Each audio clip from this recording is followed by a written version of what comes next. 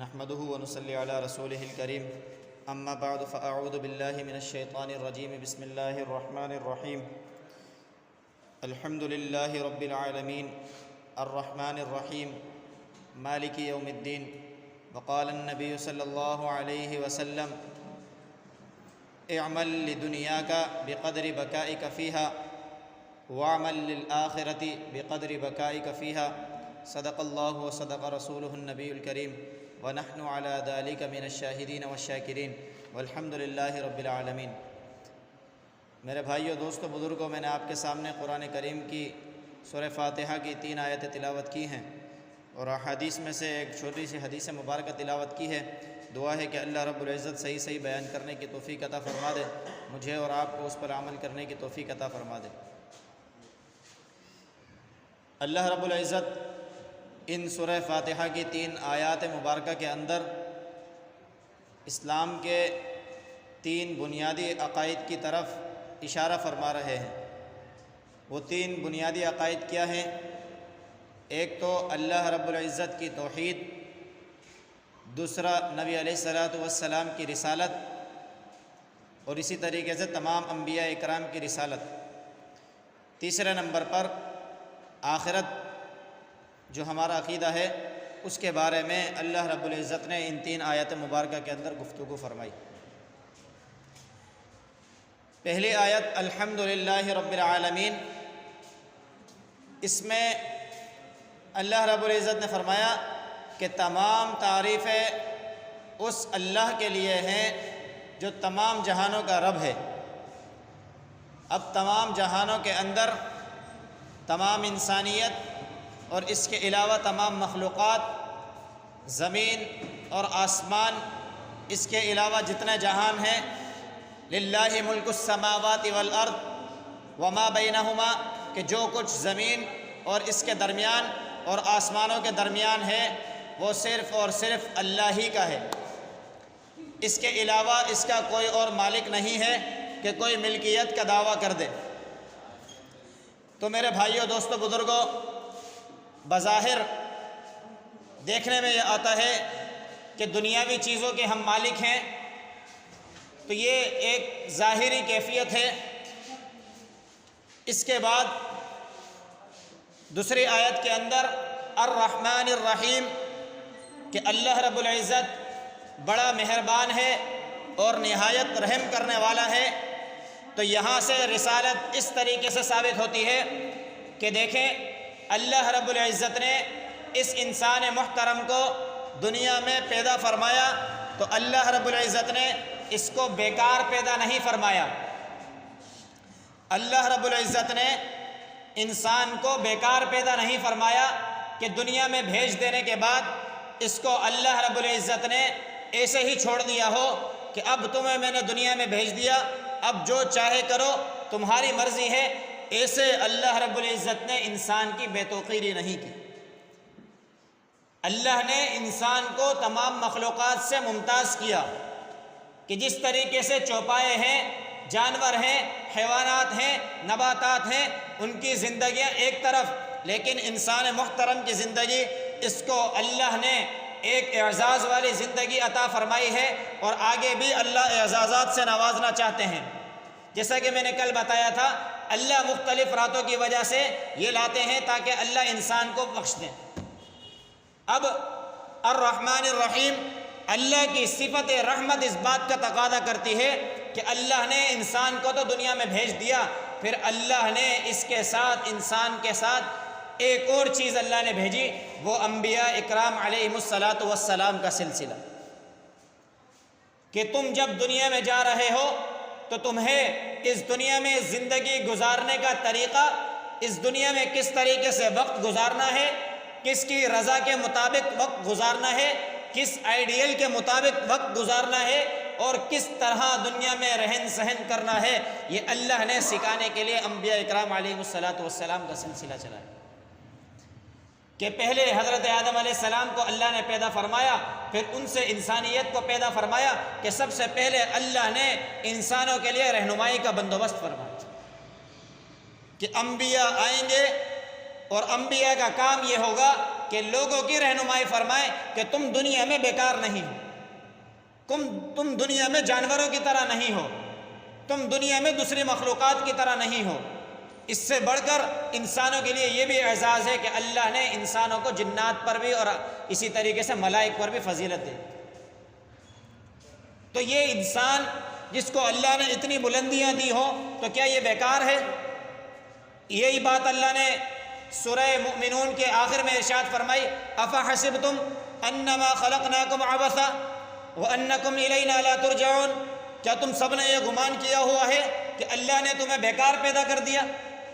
اللہ نے کسی مقصد کے تحت تم کو پیدا نہیں کیا اور تم یہ سمجھتے ہو کہ تمہیں کسی کی طرف لوٹ کر نہیں جانا؟ تمہارے یہ گمان، تمہارے یہ دل کی باتیں، تمہاری یہ ہوائی باتیں، ان کی کوئی حیثیت نہیں ہے، بلکہ اللہ نے انسان محترم کو ایک بڑے مقصد کے تحت بھیجا ہے، لیعبدون، تاکہ اللہ کی عبادت کرے۔ تو یہ عبادت کا طریقہ اور سلسلہ سمجھانے کے لیے انبیاء اکرام علیہ السلام کا سلسلہ چلا ہے۔ یہ اللہ کی صفت رحمت کا تقاضا تھا کہ اس انسان کی تربیت کرے۔ آگے مالک یوم الدین، کہ اللہ رب العزت یوم جزا کے مالک ہیں۔ عربی کے اندر قیامت کے دن کو یوم الدین اور اردو کے اندر جزا کا دن، بدلے کا دن، حساب کا دن یہ کہا جاتا ہے۔ اب یہاں اللہ نے قیامت کے دن کے ساتھ ملکیت کو خاص کیا کہ اللہ فرما رہے ہیں کہ اللہ قیامت کے دن کے مالک ہیں۔ پیچھے اللہ نے کہا اللہ تمام جہانوں کے رب ہیں، اور دنیا میں دیکھنے میں آتا ہے کہ ساری کی ساری کائنات بھی اللہ ہی کی ہے، لیکن لوگ دعوے دار ہیں۔ تو حقیقت یہ ہے کہ للہ ملک السماوات والارض، کہ یہ تمام زمین آسمان، ان کے درمیان کی چیزیں، ان میں پیدا ہونے والی چیزیں، ان کے اندر حرکات اور محرکات، یہ ساری کی ساری اللہ رب العزت کی ہیں، اللہ ہی اس کے حقیقی مالک ہیں۔ بس اللہ رب العزت نے ظاہری اعتبار سے کچھ چیزوں کی ملکیت انسان کو دے دی، جیسا کہ اللہ رب العزت نے ہمیں جگہوں کا، زمین کا، گھر کا، گاڑی کا، بنگلے کا، اور جو جو چیزیں آپ تصور کرتے چلے جائیں، اس سے بڑھ کر اللہ نے ہمیں اپنے کپڑے کا بھی مالک بنایا۔ لیکن قیامت کے دن یہ ساری ملکیتیں ختم ہونے والی ہیں۔ اللہ نے سورہ یاسین میں فرمایا نا، اولم یروا انا خلقنا لهم مما عملت ایدینا، کیا تم اس بات کو نہیں دیکھتے کہ جو چیزیں ہم نے، میں رب نے اپنے ہاتھوں سے بنائی، جو اللہ فرما رہے ہیں کہ ہم نے اپنے ہاتھوں سے بنائی ہیں، تم دیکھتے ہو کہ دنیا میں ہم نے ان کو مالک بنایا ہوا ہے، فہم لہا مالکون، تو دنیا میں یہ ملکیتیں ظاہری طور پر ہمارے پاس ہیں، لیکن حقیقی مالک اللہ ہے۔ مالک یوم الدین، پھر اللہ نے قیامت کے دن کو خاص کر کے ملکیت کا کیوں کہا؟ کیونکہ اس قیامت کے دن اللہ رب العزت کل کائنات کو جب سامنے کھڑا کر لیں گے تو پھر اللہ رب العزت اعلان فرمائیں گے، بلکہ اس سے بھی پہلے جب سارے کے سارے مردہ ہوں گے، نفخہ اولیٰ کے بعد، پہلے سور پھونکے جانے کے بعد، تو پھر اللہ رب العزت فرمائیں گے لمن الملک اليوم، ساری مخلوقات مردہ ہے، کوئی زندہ نہیں ہے، کوئی جواب دینے والا نہیں ہے۔ یہاں تک کہ روایتوں میں آتا ہے کہ ملائک کو بھی اللہ ختم فرما دے، صرف بڑے ملائک باقی رہیں۔ تو اب کوئی جواب دینے والا نہیں ہوگا۔ یہاں ملکیت کو دعوے کرنے والے، ملکیت کے اوپر لڑائی اور جھگڑے کرنے والے، وہاں ایک بھی ذرہ برابر کا لفظ بولنے والا کوئی نہیں ہوگا۔ پھر اللہ خود ہی جواب دیں گے للہ الواحد القہار، کہ یہ آج ساری کی ساری ملکیت، ساری کی ساری حکومت، ساری کی ساری حکمرانی جس کے تم دنیا میں دعوے کر رہے تھے، وہ ایک اکیلے زبردست اللہ کی ملکیت ہے، تنہا اللہ اس کا مالک ہے۔ اب ساری ملکیتیں ختم، سارے دعوے ختم، پھر اللہ سب کو اٹھا لیں گے۔ کیسے اٹھائیں گے؟ کما بدأنا اول خلق نعیدہ وعدا علینا انا کنا فاعلین، ہم ایسے اٹھائیں گے جیسے تمہیں ہم نے پہلے پیدا کیا تھا، جیسا کہ ماں کے پیٹ سے اللہ نے ہمیں پیدا کیا بغیر کپڑوں کے، کہ جس آپ دنیا میں دیکھیں کہ کوئی فقر و فاقے میں زندگی گزارے، کتنی ہی نچلی زندگی گزار کر چلا جائے، فقر و فاقے گزارنے والا بھی کپڑوں کا تو مالک کم از کم ہوتا ہے۔ اس دن کوئی اپنے کپڑے کا بھی مالک نہیں ہوگا۔ مالک یوم الدین، یہ ہے قیامت کے دن کی ملکیت اللہ ہی کی ہے کہ کما بدأنا اول خلق نعید، تم کل قیامت کے دن ایسے آؤ گے جیسے ابھی ماں کے پیٹ سے تم نکلے ہو، برہنہ ہوگے، کپڑے نہیں ہوں گے، تم اپنے کپڑے کے بھی مالک نہیں ہو۔ آج اللہ دکھا دیں گے، وعدن علینا، یہ ہم پر لازم ہے، اللہ فرماتے ہیں یہ وعدہ ہے تم سے، انا کننا فاعلین، یہ ہم کر رہیں گے۔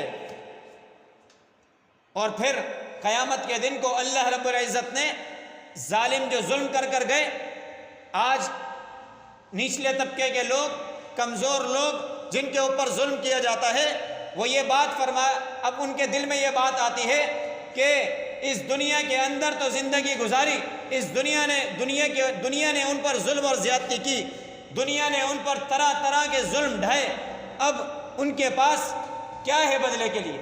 کس طریقے سے ظالم سے بدلہ لیں؟ جس ظالم نے ان کے اوپر ظلم کیا، دنیا میں ظلم و زیادتی کی، وہ بھی تو دل چاہتا ہوگا نا کہ ہمارے ساتھ بھی انصاف۔ یہاں عدالت میں چلے جائیں تو انصاف نہیں ہے، کسی بڑے سے انصاف کا تقاضا کرنے جائیں تو وہ بڑا پیچھے سے ملی بھگت کر کے ظلم کر دیتا ہے۔ تو آپ مجھے بتائیں ایسے کمزور لوگوں کے لیے کیا ہے؟ پھر اللہ نے فرمایا الیوم تجزی کل نفس بما کسبت لا ظلم اليوم۔ سورہ مؤمن کے اندر، سورہ غافر کے اندر اللہ نے یہ بات ارشاد فرمائی کہ آج تمام کے تمام نفوس کو وہ بدلہ دیا جائے گا جو انہوں نے کمایا دنیا کے اندر۔ لا ظلم اليوم، آج ظلم نہیں ہوگا، آج کوئی پیچھے سے فیصلے نہیں ہوں گے، آج کوئی کان میں آگے بات نہیں کہے گا۔ ان اللہ سریع الحساب، اللہ جب چاہیں گے سیکنڈوں میں حساب کر دیں گے۔ تو اللہ نے یہ قیامت کا دن، اس کے اندر ملکیت کا دعویٰ صرف اور صرف اللہ کا، اس لیے کہ آج کسی کے اوپر کوئی ظلم نہیں ہوگا۔ کون جابر، کون بادشاہ، کیسا صدر، کیسا وزیر اعظم، کیسا جج اور کیسا چیف جسٹس اور کیسے میئر، یہ سب تباہ ہو جائیں گے، ختم ہو جائیں گے۔ فیصلہ کرنے والی ذات صرف اور صرف اللہ کی ہوگی۔ لا ظلم اليوم، جس دن اللہ نے اعلان کیا ہوا ہے کہ آج کوئی ظلم نہیں۔ تو یہ بڑی امید ہے ان لوگوں کے لیے جو اللہ پر اور نبی علیہ الصلوۃ والسلام کی رسالت پر اور آخرت کے دن پر ایمان رکھتے ہیں۔ یہ ان کے لیے امید ہے کہ اللہ ہمیں بدلہ دلوائیں گے۔ یہ دنیا چند دن کی ہے، بس فاصبر کما صبر اولو العزم من الرسل، اس طریقے سے صبر کر کے چلے جاؤ جیسے اولو العزم پیغمبروں نے اس دنیا میں صبر کیا۔ کیا پیغمبروں کو ظلم و زیادتی نہیں کی گئی؟ کیا نبی علیہ الصلوۃ والسلام پر ظلم نہیں کیے گئے؟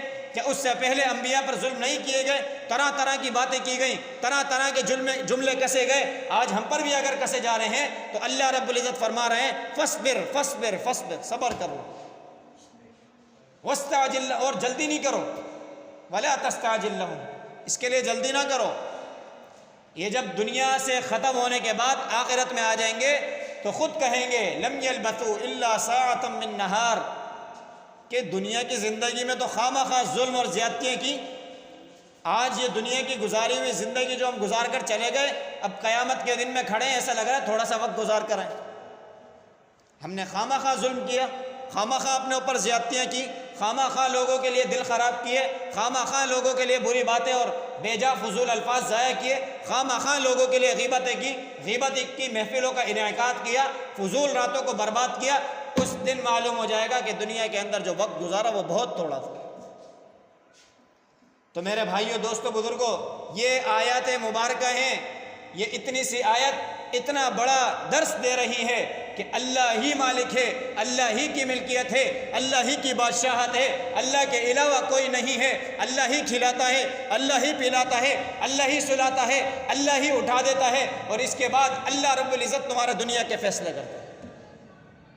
لیکن بظاہر ایسا لگتا ہے کہ ہمارے ساتھ زیادتیاں ہو رہی ہیں، ہم اپنے کیے کی وجہ سے پریشان ہو رہے ہیں اور لوگ ہم پر زیادتیاں کر رہے ہیں۔ اللہ فرماتے ہیں یہ کرنے دو، یہ ڈھیل ہے، یہ استدراک ہے، لیکن کل قیامت کے دن جب ہم پکڑیں گے تو سب کچھ باہر آ جائے۔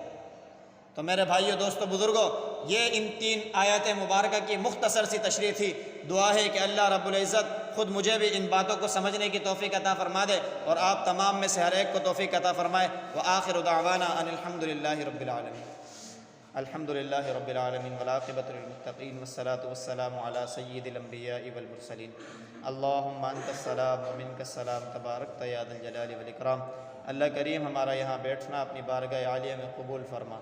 اللہ کریم قرآن اور احادیث کا سننا سنانا اپنی بارگاہ عالیہ میں قبول فرما۔ یا اللہ ہمارے درس و تدریس کے سلسلوں کو اپنی بارگاہ عالیہ میں قبول فرما۔ یا اللہ اس سلسلے کو یا اللہ لوگوں میں عام فرما۔ یا اللہ اس کے فہم کو لوگوں میں یا اللہ میسر فرما۔ یا اللہ لوگوں کو اس کی طرف رجوع کرنے کی توفیق عطا فرما۔ یا اللہ ہمارے معاشرے کی اصلاح فرما۔ یا اللہ ہمارے معاشرے کے بگاڑ کو یا اللہ صحیح فرما۔ یا اللہ ہمارے جتنے پریشان حال ہیں، بیمار ہیں، مصیبت زدہ ہیں، یا اللہ تمام کی بیماریوں کو، پریشانیوں کو، مصیبتوں کو دور فرما۔ یا اللہ جتنے پیارے ہمارے اس دنیا سے چلے گئے یا اللہ سب کی کامل بخشش فرما۔ اللہم اغفر لی ذنبی کلہ دقہ وجلہ اولہ وآخرہ علانیتہ وسرہ۔ اللہم رب ارحمہما کما ربیانی صغیرہ۔ وصلی اللہ تعالی علی رسول خیر خلقہ محمد وعلی آلہ واصحابہ اجمعین، آمین برحمتک یا